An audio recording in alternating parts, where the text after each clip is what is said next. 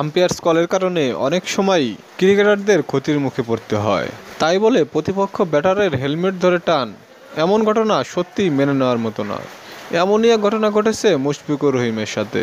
কি হয়েছিল তখন, চলুন এ বিষয়ে বিস্তারিত প্রতিবেদনে জেনে নেওয়া যাক।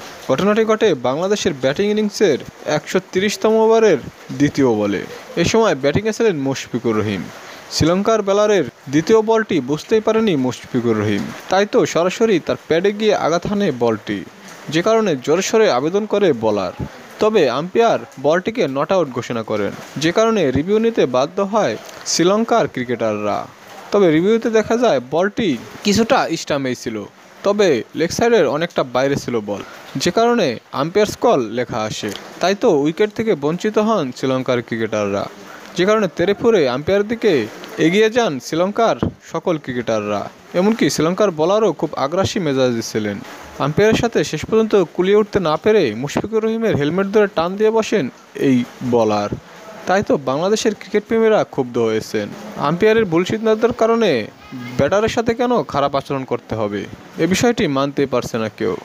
দর্শক, শ্রীলঙ্কার ক্রিকেটারদের বাংলাদেশি ব্যাটার মুশফিকুর রহিমের সাথে এমন আচরণকে আপনারা কেউ দেখছেন? অবশ্যই তা কমেন্টে জানিয়ে দিন।